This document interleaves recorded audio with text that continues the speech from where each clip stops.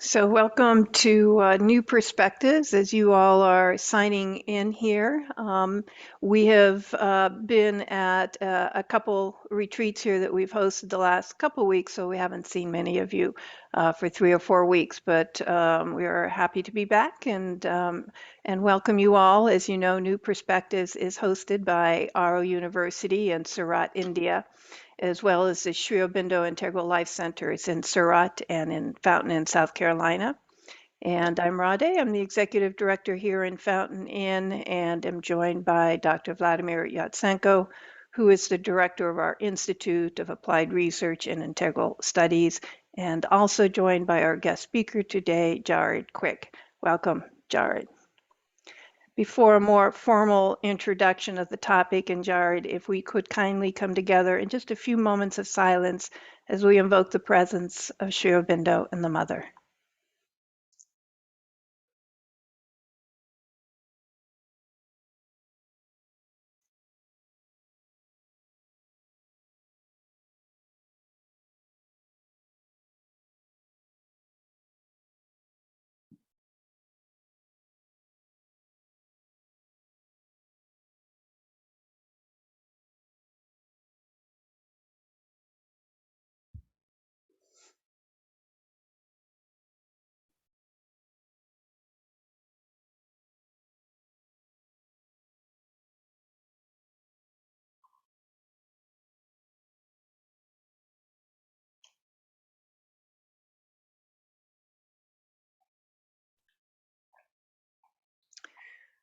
So again, we'd like to welcome Jared Quick, who we have hosted on several past New Perspectives. It's always quite an honor to and joy to have him here with us and to share his insights and his wisdom with us.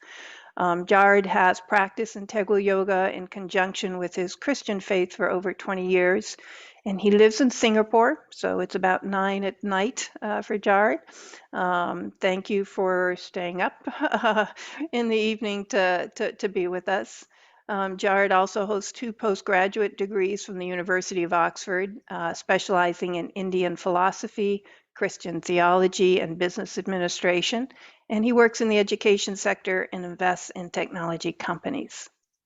So regarding today's topic, the double foundation of yoga, Jared states that integral yoga is a path of freedom, emphasizing individual needs and differences, and with few universal recommendations. Still, he says, there are rare exceptions that Sri Aurobindo advised all to attain for safety and success in the yoga. One of these is the double foundation of establishing a white peace and calm and the decisive bringing forward of the psychic. Jared maintains that one can wander for years and even decades without making any real lasting progress if one does not carefully and diligently build this strong double foundation. So our session today will consist of a study of Sri Aurobindo's letters on yoga, led by Jared, followed by a mantra chanting session facilitated by Vladimir. And as always, we'll also end with a Q&A session, so any of your questions post in the Q&A box. With that brief introduction, Jared, let me hand it over to you. Okay, thank you, Rade. I'm going to share screen now. Okay. So is it clear, the slides? Yes. Oh, thank you. And thank you everyone for attending so early in the morning. So today's talk, so to speak, is sharing. It's going to be somewhat different from the last 2 or 3 I've done.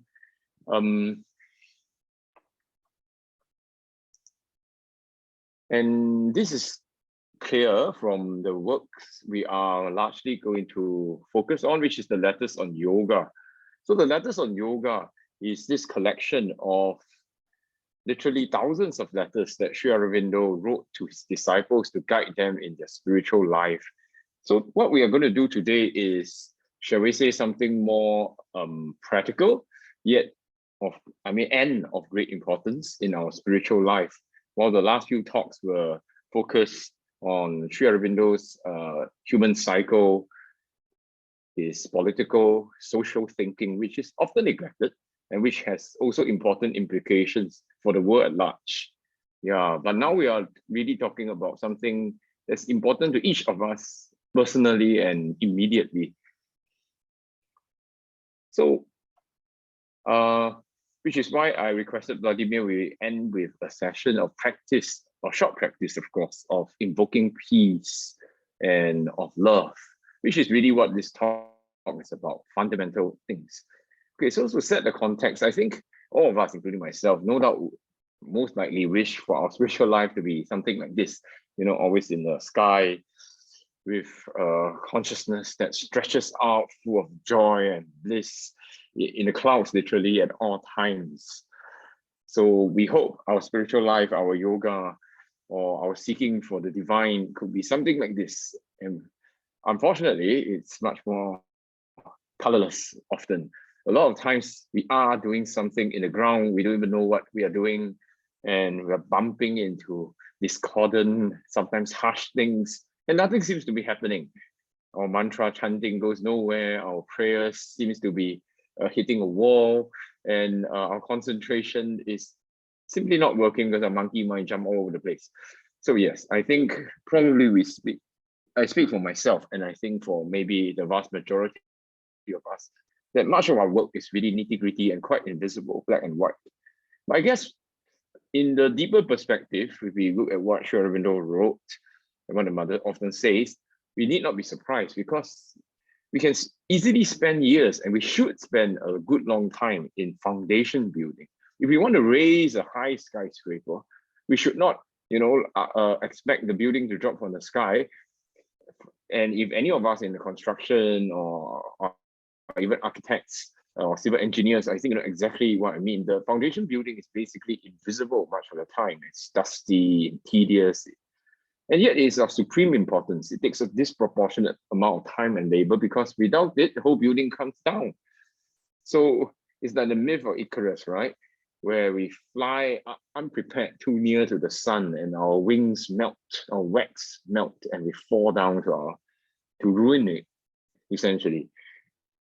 So, of course, we believe there's always divine grace. We believe there's always a helping hand and a divine hand that upholds us, literally. But that does not mean we should be reckless and try to fly and soar among the clouds without even building a proper, firm, wide, deep foundation first. Which is why the divine God, the Mother in her grace, always keep us very close to the ground. And for years, they were doing nothing. But just plodding along. But it's for good reason. And so today's talk is really talking about the plodding and what we are doing the plodding and what we should be focusing on. Yeah.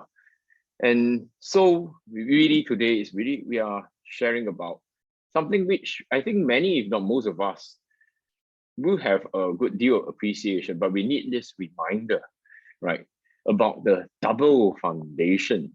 So there's this very interesting and important line in one of the letters of Sri Aurobindo.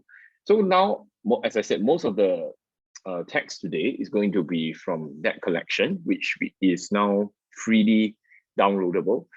So this is, I will give the section, and so you can actually go back and refer to the full letter if you wish. So this is from section 4, the foundation of sadhana, one of the letters there. So I'll just read it. If you keep the whiteness and calm, and also the love for the mother in the heart, then all is safe. For it means the double foundation of the yoga. The descent of the higher consciousness with its peace, freedom, serenity from above, and the openness of the psychic, which keeps all the effort or all the spontaneous movement turned towards the true goal.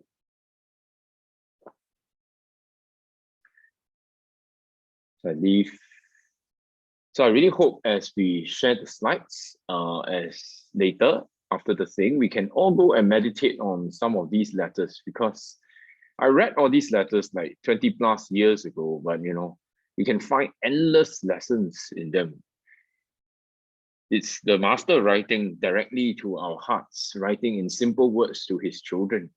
something very important often. Yeah, gems that are hidden in such what we may call simple, clear language.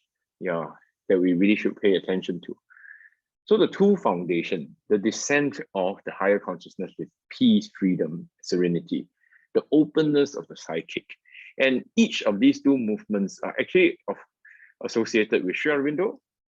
The first, the descent of the peace, and the psychic, more with the mother. Of course, this is just a way of speaking, because the two are one, right? But still, there is a truth to that, that it is the double foundation. Each foundation is associated with either Sri Aurobindo or the mother. And together, there is that complete foundation that we need to build. And if we want to, so to speak, accelerate our plodding through the mud and the grime, we need to keep this goal very clear.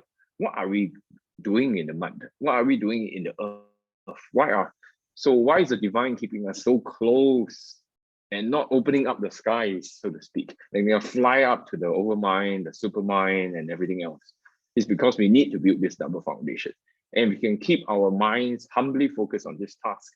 It will allow us, when the day comes, to fly safely, so to speak. So in other words, or to put it another way, the integral yogas is actually a path of freedom. I have in my years studied some parts of the Tantra. I read up some things on what you may call Christian yoga, or more like the Christian spiritual or Catholic spiritual paths, right? So we can say that many of these traditional paths are very fixed. Fixed doesn't mean it's bad. That means someone has plowed through the path for you, built a highway from one state to another, and you can just take your car and fly really fast at whatever speed you want. But it's fixed. The road is built, and there is only one road. Also, you meditate in a certain way, you visualize certain mandalas in certain ways, you chant certain mantras, and after you get certain experiences, you move on to the next stage. So it's very fixed. But the integral yoga is not like that. It is the adventure of consciousness and joy, as we can quote from Savitri, right? So, and there are very few fixed formulas, but there's some master principles that guide this freedom. And some of these most important principles just summarized in this line from the mother, which is that the personal effort required is a triple labor of aspiration, rejection, and surrender. Aspiration, rejection, and surrender. These are master principles. And even in the building of the double foundation, which in itself, by the way, is also a principle. That means we need to build this double foundation. We need to focus on this double foundation. We need to keep in mind that this comes by aspiration. That means the foundation building comes by aspiration, rejection, and surrender. We aspire for the peace. We aspire for the psychic love. We reject everything that goes against it, and we give ourselves up more and more so that this foundation can be established and the divine will be served. So aspiration, rejection, and surrender remains master principles behind the building of the double foundation. And of course, the double foundation itself, this focus on it. That means we first build the foundation before attempting to pull down all sorts of forces or open up our inner being and become some, occultist or something. Yeah, so these are key foundations, key principles that are scattered throughout and often found in the letters, the mother, and so on and so forth. And it's always useful to return to these master principles, even as we go on our adventure and our road trip, to the city of God, shall we say. Okay, so let's talk about the first change. The first change is really the psychic change.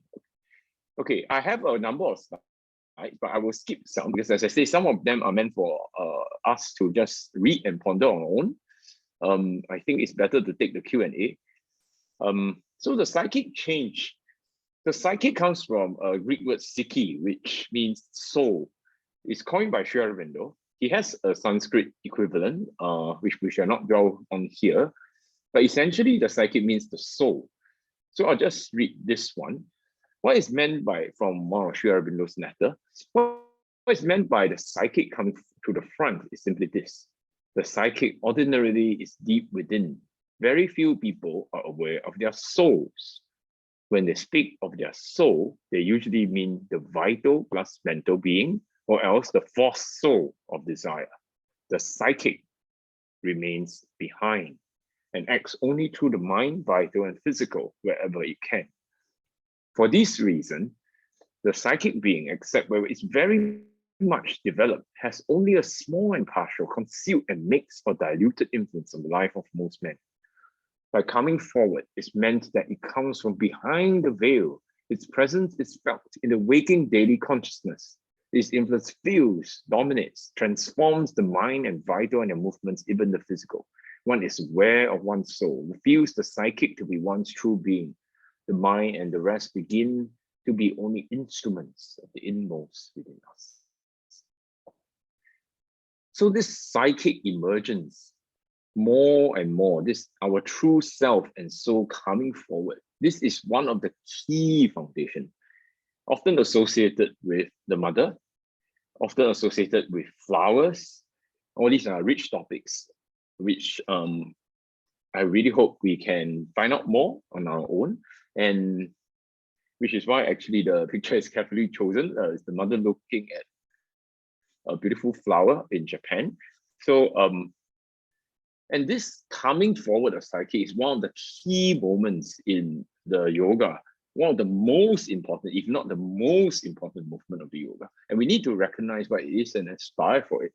And the key sign for it is something so simple, yet something so, should we say, because simple things are not always easy things, right? So it's something so simple, yet so difficult. So what is the sign of the psychic coming forward? And this is a very, very key line. A central love, bhakti, devotion, surrender, giving everything. A sight within that sees always clearly what is spiritually right or wrong and automatically rejects the latter. Of movement of entire consecration of and dedication of all in one to the mother. A central love, bhakti, surrender, giving everything. So I think if we feel in ourselves that movement of self-giving, this generous flame that goes straight to the divine, or whatever we conceive of as the divine within us, this complete self-giving, I think we should treasure that as our most precious movement, our most precious movement. The mother says that human beings do not treasure what the psychic brings. He says that, and the psychic is fundamentally associated with this self-giving. When we feel something in ourselves that spontaneously, like a flower, gives to something higher, that is the one movement we need to treasure. That is the one movement we need to aspire to strengthen. Not fancy things, not spectacular things, but that one very, should we say, humble yet supremely important movement of love and self-giving. In fact, the mother says that if the high gods, the gods, huge, vast consciousness, were to be born on earth, it is because they want to, I'm paraphrasing, it is because they want to experience the psychic being, experience this love, this surrender, this self-giving. That's how precious it is, that even the greatest beings in the universe, they don't have it. Human beings have it. And so we need, as human beings, to know our priorities. Like, what is the most precious thing? It's actually that love, that true love, that self-giving. So this is quite long. I will only read part of it, but it's a very, very incisive letter that Sri Aurobindo wrote to differentiate between false love, or the love of other parts of our beings, or the lesser love of the other parts of being, and the true psychic love. In essence, the psychic love is characterized by complete self-giving with no desire, no demand. It's completely natural, like how a flower blooms. It doesn't matter whether it doesn't get hurt, a rose can bloom, that people don't look at it or even trample on it. It still blooms.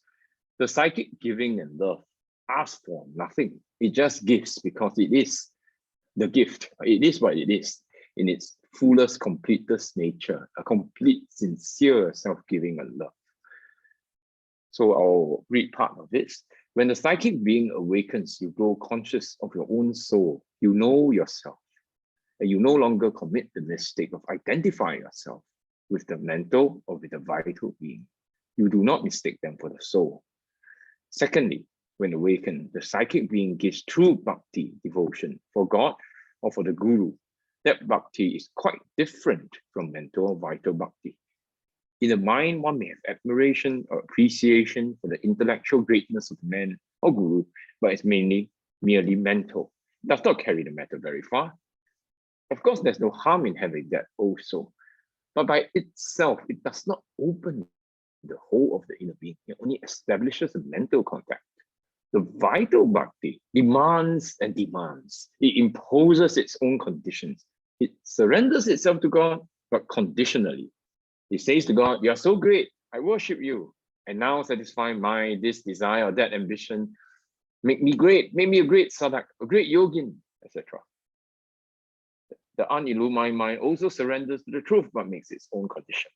It says to the truth, "Satisfy my judgment and my opinion." It demands the truth to cast itself in the mind on its own form. Its dogma, in other words. The vital being also is being blocked on the truth to throw itself into its own movement of force. The vital being pulls at the higher power and pulls at the vital being of the guru, both of them. The mental and the vital have got, okay, I do not speak French, and mental reservation in the surrender. But the psychic being and its bhakti are not like that, because it's in direct communication with the divinity behind.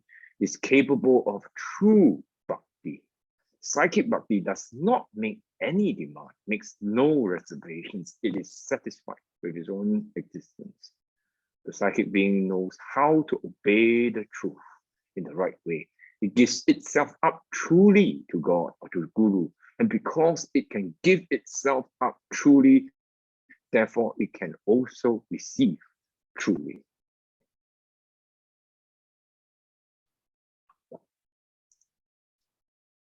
And so, because of this, clearly the ego and the vital, its claims and desire, is always the main obstacles to the emergence of the psychic.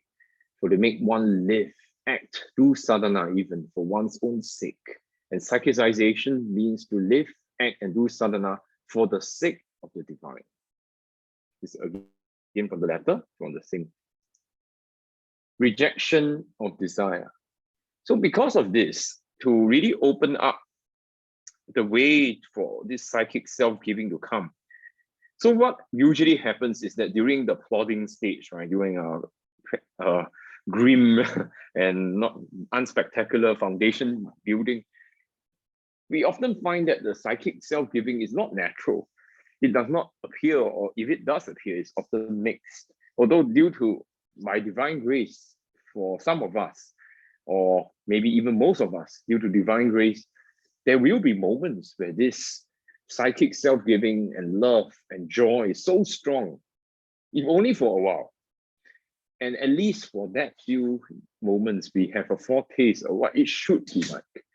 However, what really stops it is our own ego, our own desire, that somehow smother the flame of the psychic, which is why here Sri Aurobindo emphasize, we come back to aspiration, rejection, right? Desire is rejected and no longer governs the thought, feeling, or action, and there's a steady aspiration of an entirely sincere self-giving. The psychic, usually after a time, opens of itself.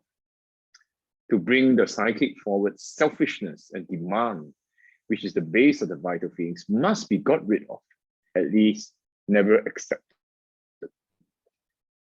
So the very foundation of yoga is something, should we say, very common sense, very close to all of us, something all of us can do and must do, is sincerity, selflessness, and self-giving.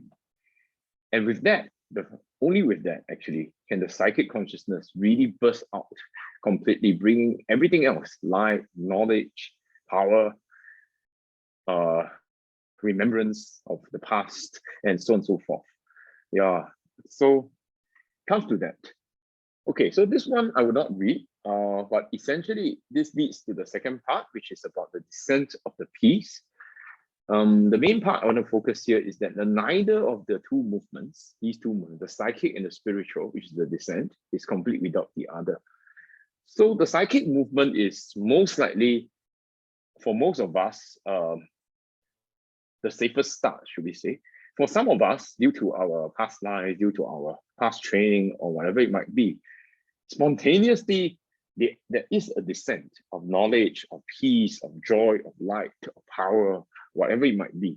That can happen. I mean, this is a path of freedom, right? That can happen. In fact, my own path, so to speak, happened like that. It started more with the spiritual, not so much with the psychic.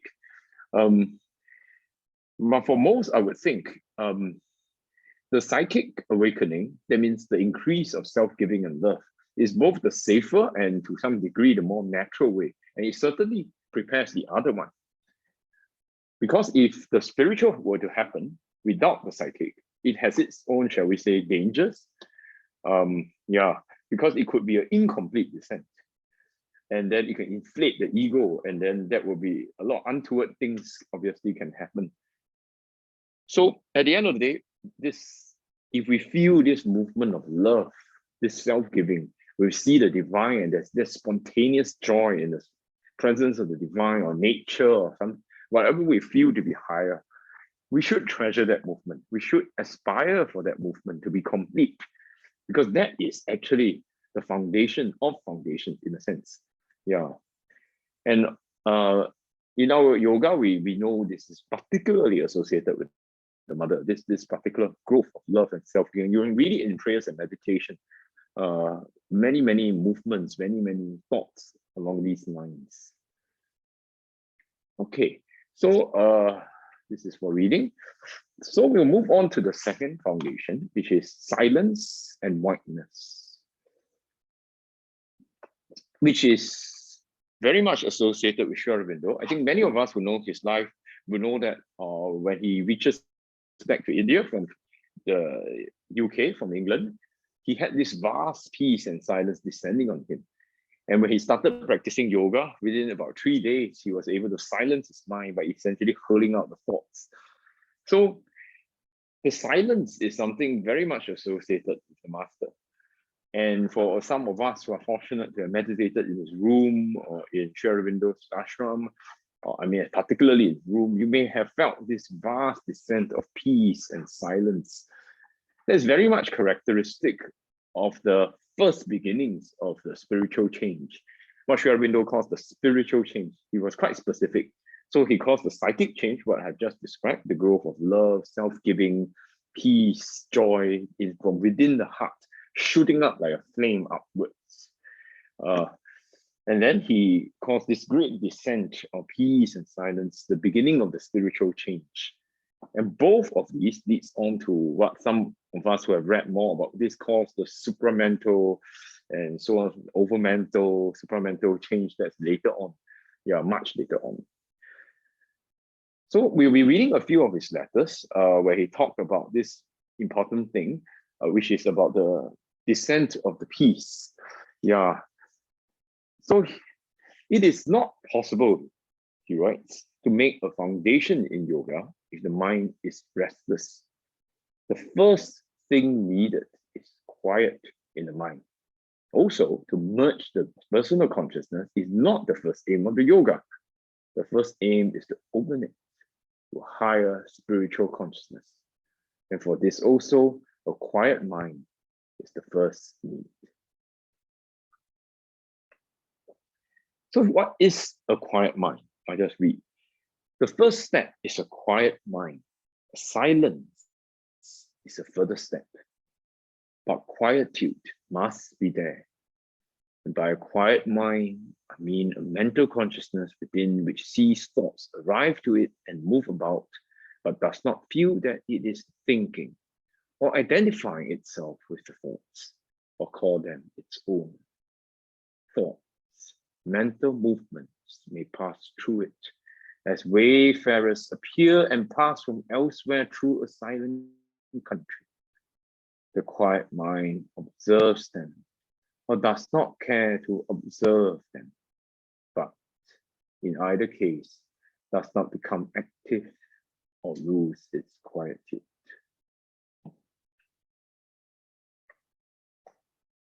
So this detached mind, which in other parts of the letter, he actually writes about the separation of Purusha and the Prakriti. So this he finds at the beginning of the silent mind, the quiet mind, where you manage to detach yourself, not get involved in the thoughts. And the thoughts and the mind falls silent more and more. So that is the first step for everything else to come from the above. So then he talks about the descent of silence, which is one of the key, most important experiences in the yoga. So other than the psychic increase and bursting forth, then the other cardinal experience is the descent of silence, which actually I believe many of us may have been fortunate to already have felt at one point or another. Silence is more than quietude. It can be gained by banishing thought altogether from the inner mind, keeping it voiceless or quite outside. But more easily, it is established by a descent from above. One feels it coming down, entering and occupying or surrounding the personal consciousness, which then tends to merge itself in the vast impersonal silence.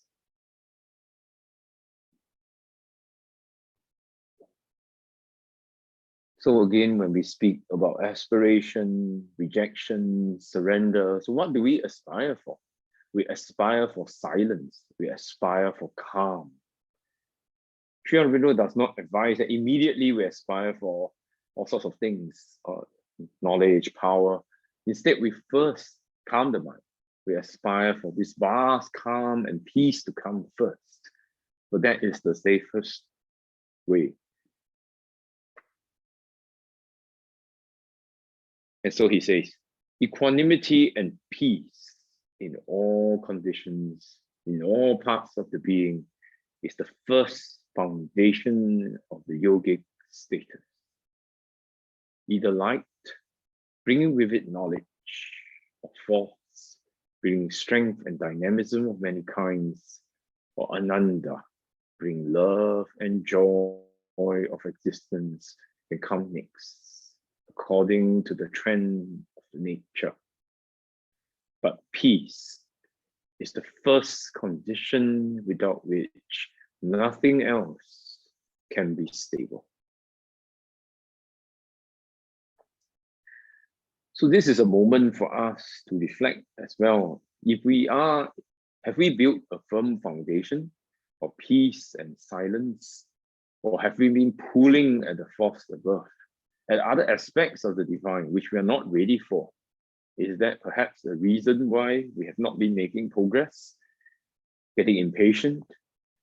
If that's the case, perhaps we need to look again. What do we really need? What is the divine will for us? So another key way to build peace, in fact, indispensable way, is to be detached, to be equal, to have samatha in all situations. So as Sri Aurobindo writes, there can be no firm foundation in sadhana without equality, samatha. Whatever the unpleasantness of circumstances, however disagreeable the conduct of others, you must learn to receive them with a perfect calm and without any disturbing reaction. These things are the tests of equality. It is easy to be calm and equal when things go well, and people and circumstances are pleasant. It is when they are the opposite that the completeness of the calm, peace, equality can be tested, reinforced, made perfect.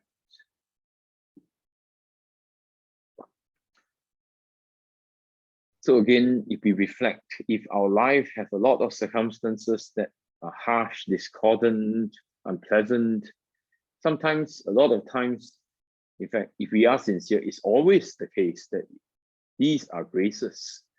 These are grace for us to master peace and calm.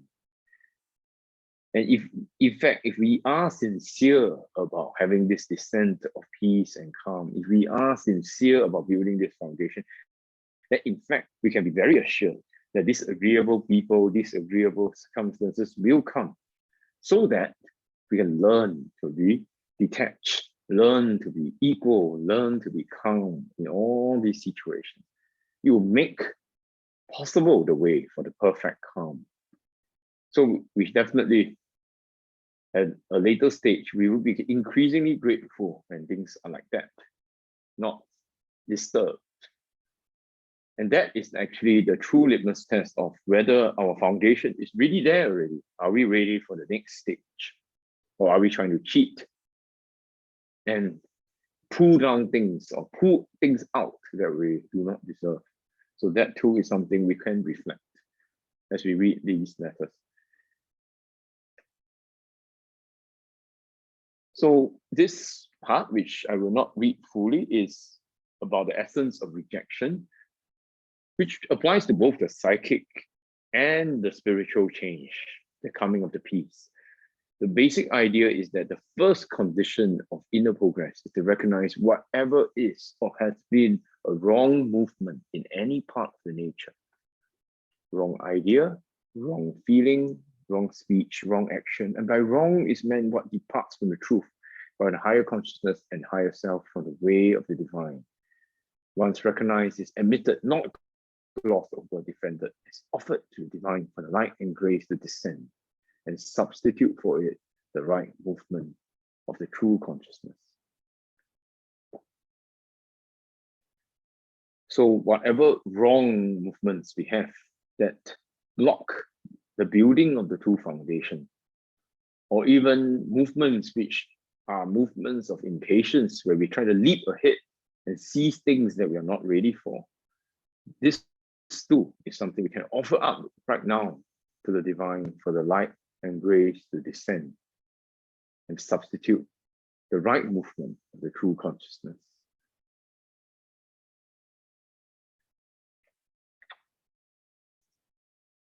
So I'll read this, and this is actually the last one I'll be doing, where Sri Aurobindo writes to this disciple who has been touched by the grace.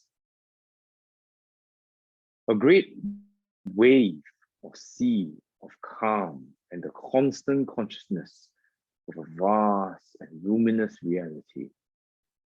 That is precisely the character or the fundamental realization of the supreme truth in its first touch on the mind and soul. One could not ask for a better beginning of foundation.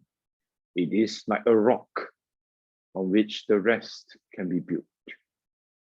It means certainly not only a presence, but the presence.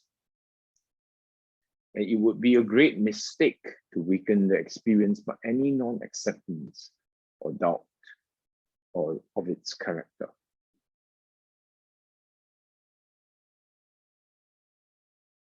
This vast and luminous reality, as Sri Aurobindo writes elsewhere, is the Satpurusha, the being. In fact, for those of us who have faith, Sri Aurobindo himself actually,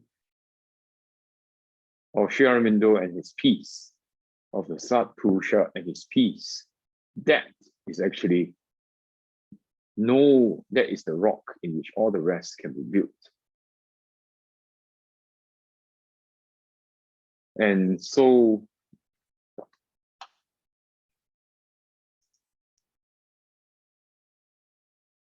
that would be all from the letters of Sri Aurobindo. I hope through this short sharing, reveal something will have touched us, something illuminate us about where we are in the path. And if we recognize where we may not have been doing correct, this is also a good time to offer up. And when we recognize where we have been going strong by the grace, this is a time for gratitude and to aspire for those two foundations. Especially, I would say, the precious self-giving and love that if it's there in our hearts, that burst out. Let's never, never, like what Sri Aurobindo say, doubt it. Never, never undermine it, but recognize it for what it really is, our most precious gift. And if we have been aspiring for some kind of breakthrough and there's this peace that comes, let's never devalue it and say, oh, yeah, it's only that, we want more. No, but that is in fact the one thing, the presence, as Sri Aurobindo say, the presence.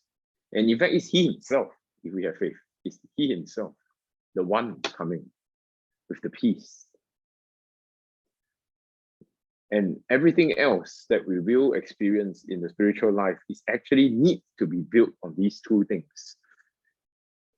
And if we have already, due to the grace, due to our own effort, and due to our efforts, managed to build these two foundations, let's be deeply grateful. Let's never, and know that we will walk into the sunlight, into the light of the truth, ascending from mountain peaks to mountain peaks. Even if it's a spiral, and sometimes you have to come down to earth again, to rebuild, to strengthen, and rise up again, or to face certain forces that we need to face, still, we will return to this foundation again and again as we rise up one step above another, spiraling up in an endless infinity of the divine. So to close, these are just some of the things I do, or at least that I feel is a great help to this building of the foundation. One of which is, of course, the key thing actually is to have this constant aspiration to build this foundation, really, for this peace and self-giving, to not forget, because we human beings are lovely, we are wonderful people at forgetting. We always backslide, to use a rather Christian term, the backslide, shall we say. It never sticks. Whatever we do, it never sticks. So we need to keep on bringing ourselves back again and again and again to what we need to do, which is peace, peace, peace, detachment, love, self-giving, sincere self-giving with no demands. And if we have ever experienced it in the psychic bursting out, whether even if it's self-giving, sometimes maybe at the start you feel it to a person, a human being, another human being. That too is precious. That too is a sign and foretaste of what really is. Then we need to aspire for that, to keep on going. Yeah. And I find Savitri hugely, hugely useful as an offering. I memorize sections of Savitri, some of my favorite sections. Canto 15, Book 2, the Adoration of the Divine Mother, Book 3, Canto 2, certain parts of other sections which I feel myself resonates with. It's actually different for each person. And they are like my personal mantra, shall we speak? And also reading of key reminder passages, like those I just read. They are simple, written in simple language, isn't it? Some of us have this impression that Sri Aurobindo writes in extremely long sentences that fill an entire page. Well, it's true sometimes in some of his works, like in the Life Divine in particular. But Sri Aurobindo writes in this intimate, friendly, very direct fashion to us in these letters. So do we read them? Should we remind ourselves of them? Yes, I think we should, because we keep on forgetting. That's the thing. I keep on forgetting for sure. I'll get lost in work, in everything else, even in other parts of the spiritual life, forgetting, which is why I have wasted enormous amount of time actually to do a personal sharing. When I say I wander for years and decades, I have wandered for years and decades without perhaps on the surface making much progress, to be frank. Yeah, so I need to be brought back to the basics again and again and again. So that is definitely my personal journey. Flowers, yeah, I wouldn't have time to expound on them, but the mother gives a great importance to how flowers can play a big role in awakening our self-giving and love and psychic. Pictures, Sri Aurobindo and the Mother, spiritual journal. And for some of us who have, should we say, conversion spiritual life, because I'm a Christian as well, as we heard the biography. So then there'll be other practices to converge and merge and whatever it might be. And those practices actually will have their own up and down cycles. But those are unique, which is why integral yoga is adventure of consciousness. There's no fixed, there are very few, should we say, fixed formulas, but many master principles. Okay, so I will end my sharing here. So I kept it hopefully short. We have some time for Q&A. As I say, this is really a very, should we say, practical sharing based also on my own painful experiences of how important foundation building is. And sometimes some of us here with an inner opening, which is ironic, I guess, but some of us with a greater inner opening. That means spiritual experience or occult experiences come very easily. Sometimes we get lost. That means because these experiences come so easily, we forget what is truly needed. We start chasing all sorts of things, all sorts of experiences, and then end up with essentially nothing, actually, or nothing really lasting, because we forget the foundation. So sometimes it is the people who are more open who need to discipline ourselves, not people who are, ironically, those who actually find it very hard to have spiritual experiences. They may actually be building on a much firmer basis. It's a very ironic, and maybe that's how life is fair in a way. They're building on a much firmer basis because they do not go around chasing all sorts of things. They are very down to earth, practical, follow the instructions, and they get it done. The foundation is built much faster than those people who go wander, fly all over the place. Yeah, so that's something to remember as we do it. And I really hope maybe this sharing will shorten the way for some people right here. I'm sure the mother brought whoever is needed to this place at this time. And so hopefully some people, suddenly you hear something and you can put it into practice, and that will shorten your way and allow you to build the necessary foundation that will open up the light, the peace, the joy, the presence much, much faster than otherwise. So that is my hope, and I shall end my sharing right here and hand it over to Vladimir to do a practice, shall we say. If you could unshare, Jared, there, perfect. Thank you, Jared. Thank you for this beautiful, sincere presentation of all the most important elements of integral yoga. I think it is a great help. It is sincere because you are looking from the perspective of practical application of these fundamentals in your life, and you see immediately how it helps actually to grow in consciousness. I could feel this in myself. It is really relevant to all of us. Thank you very much. And of course, we can do one mantra if we want to Sri Aurobindo and the Mother, whom Sri Aurobindo, as he explains in the letter, they both represent two poises of consciousness. One is the consciousness from above the head, which is acting upon the mental and vital consciousness, that is Sri Aurobindo, and the other is from the heart, from the psychic, which Mother represents, acting upon the vital and physical consciousness. And in this way, they unite the spiritual influence on the physical life. That's why both are needed.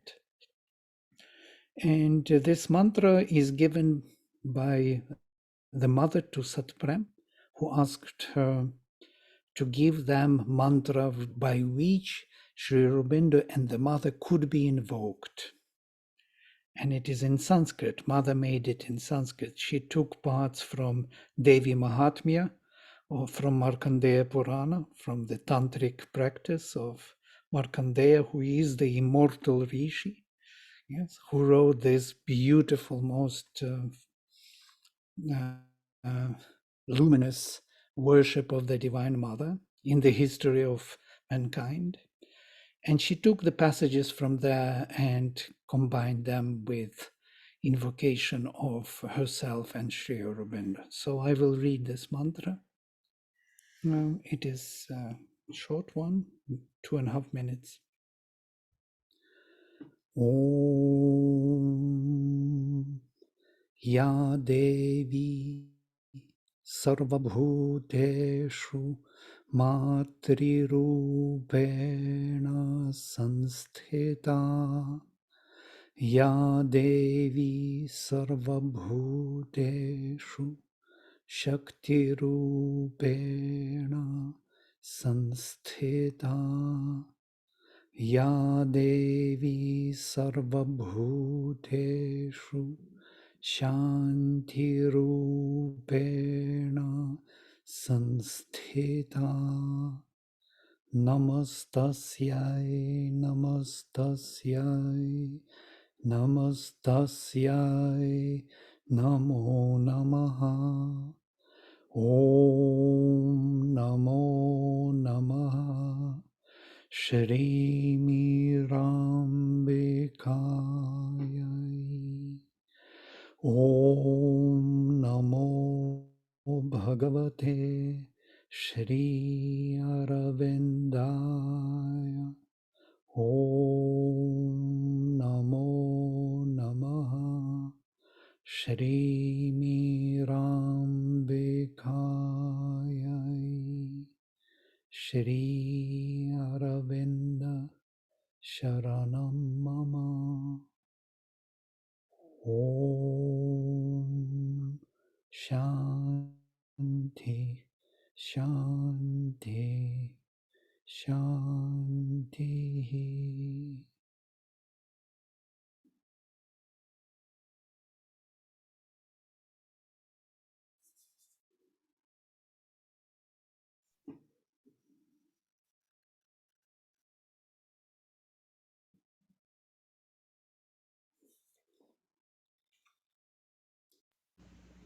Thanks, Vladimir. And I see we do have one question, Jared, for you.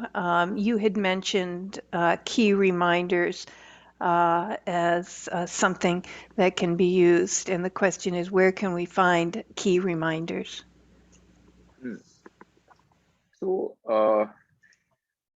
I think what we can do is to read through some of the letters in the foundation or sadhana on the psychic change. Then we extract some of those things that particularly inspired you.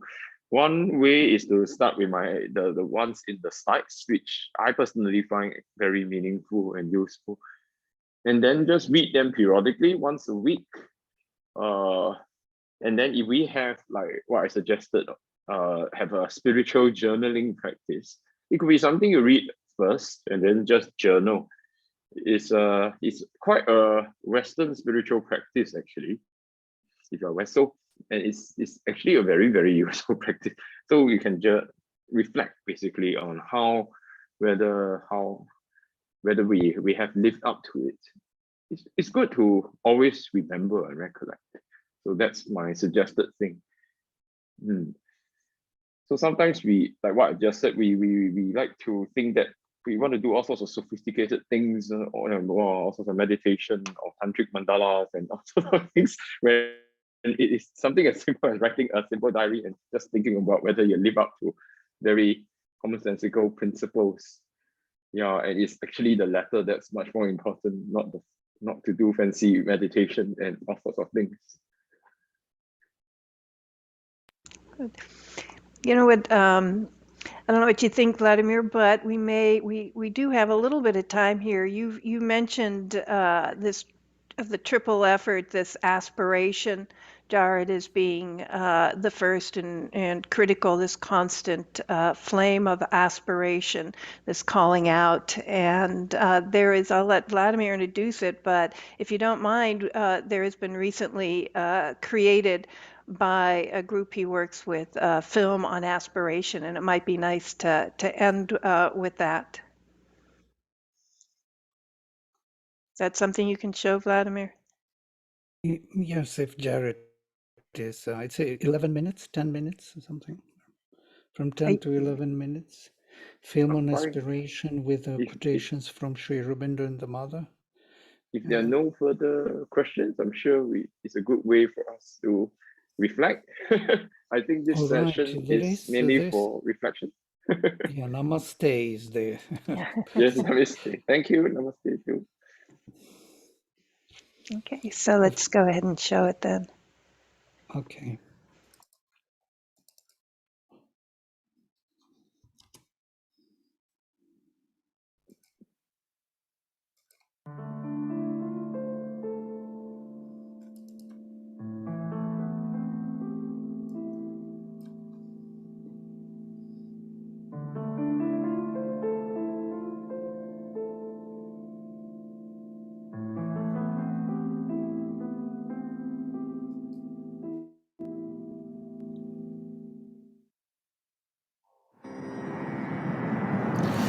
Om Agnimile Purohitam Yajnasya Devam Ritvijam Hotaharam Ratnadhatamam Agnif Purve Bhirushibhiridio Nutanayruta Sadevam Mehavakshati Agnina Arayamashnavad Pushameva Dive Dive Yashasam Virabhattamam Agneyam Yajnamadvaram Vishvatav Paribhurasi Saideveshu Gacchati Agnirhota Kavikratu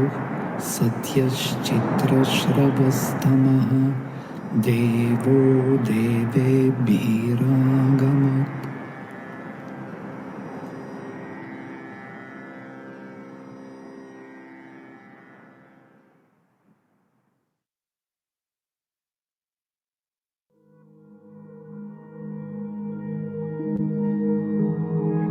On the other side of the eternal stairs, the mighty kingdoms of the deathless flame aspired to reach the being's absolutes.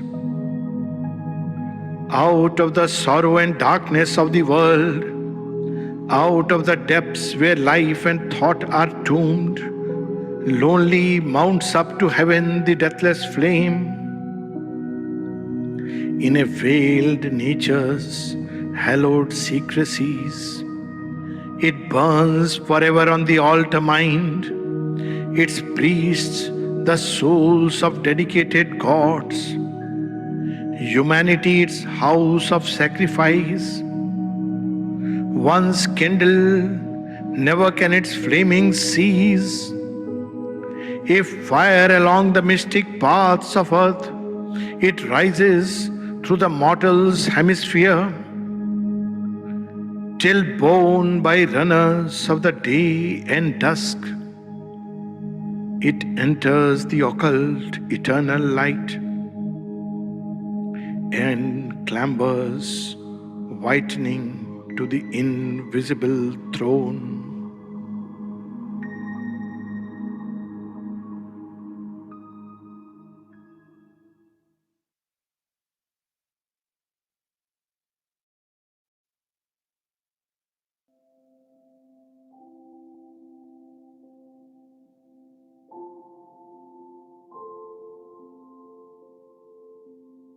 In the silence of the heart burns a lamp that can never be extinguished.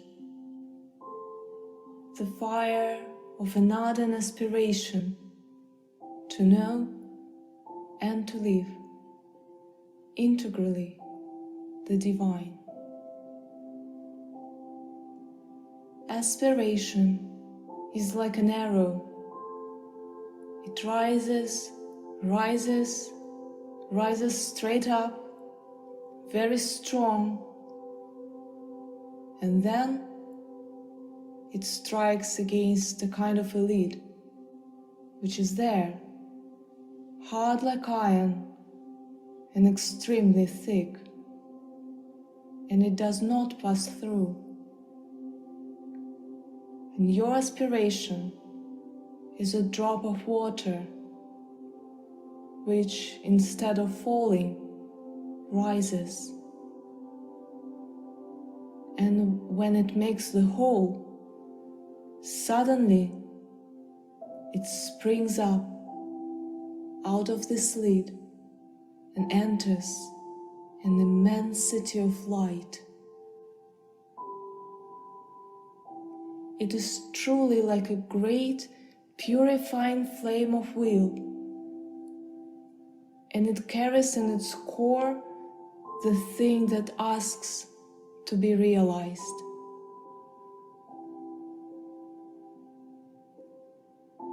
In aspiration, there is an unselfish flame which is not present in desire. From the purely psychological point of view, aspiration is a self-giving, while desire is always something which one draws to oneself. Aspiration is a thing to be developed, educated, like all activities of the being. One may be born with a very slight aspiration and developed it so much that it becomes very great. It is precisely upon this that Sri Aurobindo has insisted. He says you must choose, and the choice is constantly put before you, and constantly you must choose. And if you do not choose, well, you will not be able to advance. You must choose. There is no force like that which chooses for you, or chance, or luck, or fate. This is not true. Your will is free. It is deliberately left free, and you have to choose. It is you who decide whether to seek the light or not, whether to be the servitor of the truth or not. It is you. Or whether to have an aspiration or not. It is you who choose.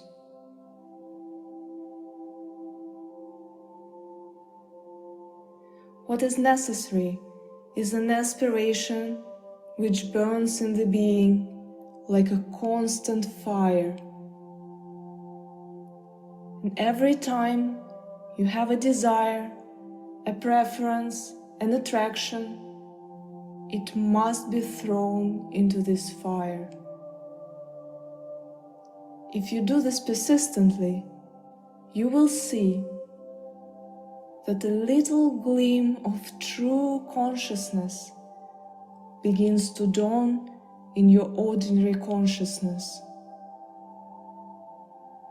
At first, it will be faint, very far behind all the din of desires, preferences, attractions, likings. But you must go behind all this and find the true consciousness, all calm, tranquil, almost silent.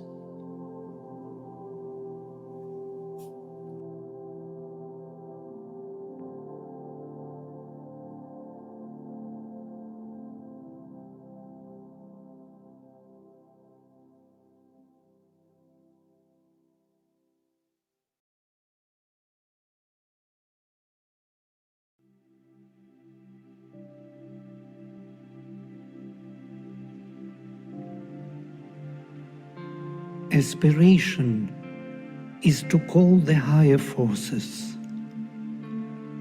When the forces have answered, there is a natural state of quiet receptivity. But the clarities of the higher illumination cannot be kept so long as there is not this strength of the flame of aspiration to guard them. For hostile powers snatch them away and conceal them again in their secret cavern. Aspiration is the divine will being manifested in man. Itself liberated, liberates him from the cords which bind him as a victim in the world sacrifice, and destroys the powers of falsehood, whose limitations cannot hem in its growth and its outflaming. It brings the divine waters from the luminous heaven, the divine wealth liberated from the attacks of the enemy, and gives the final peace and perfection.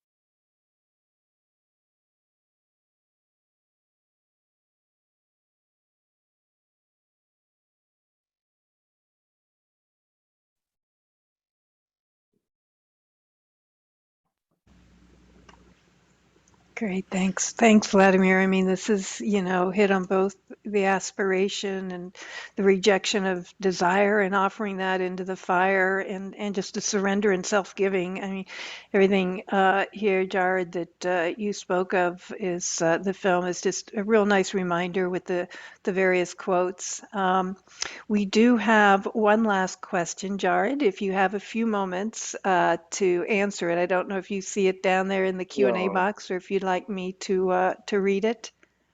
I read it. I'm a bit slightly confused by it, but I'll try to answer. I think what I say is everything goes wrong and you're still criticized. You feel joyful. That is, maybe there's something inside that is detached. But the old habits of judgment and desires or suggestions around you and some hidden in you trouble you again and again. So it's saying that we have this part which is detached and joyful, but still we still have our minds and vital, which is still tied to our old ways, so they will go round and round and disturb us with inside. I think that seems to be what I understand the question, hopefully. So it sounds like something very, very common especially in the early stage, where, like what the movie was saying, there is that spark or beginnings of new consciousness within us already, which remains deep and joyful and detached. It could be the psychic, it could be even the higher mind, higher mental, or whatever it might be. But whatever it might be, it's detached. But the outside Prakriti, the outside nature is still going like crazy. I mean, it's still like a monkey jumping about, tied to the ego and so on. So I would think that my response is that that is actually a very good thing, despite its appearance, because the reason we feel that this discordance is precisely because the new consciousness is already born. And it is painful, no doubt, to have this new consciousness still oppressed and blocked by all these things, old things. But this pain, this disharmony is precisely that thing which will, if we keep on offering it out, if we persevere to turn this disharmony into harmony, is precisely that indication of the thing we need to do. That means that this disharmony is telling us we need to basically change our being. We need to transform. We need to offer all this up to bring down the peace, to increase the self-giving. So instead of seeing it as a problem, I think we should see it as an opportunity and should we say an indication of what needs to be done. And also we should be glad it's happening because it shows that something new is born. Yeah, I mean, the spiritual life at the end of the day is, especially a foundation building part, before the psyche is fully awakened, it's something, it can be really, really hard. Which is why we need to, again, it's common sense things, have optimism, have perseverance, and always look at the bright side of things. All those kind of things that is needed in earthly life is completely necessary in spiritual life as well. So that's my answer as best as I can. Okay. Okay, so I think, thank you so much. Thank you, Jared. Okay. Thank you. Thanks. Let's see everyone. A good night or good day. Okay. Bye.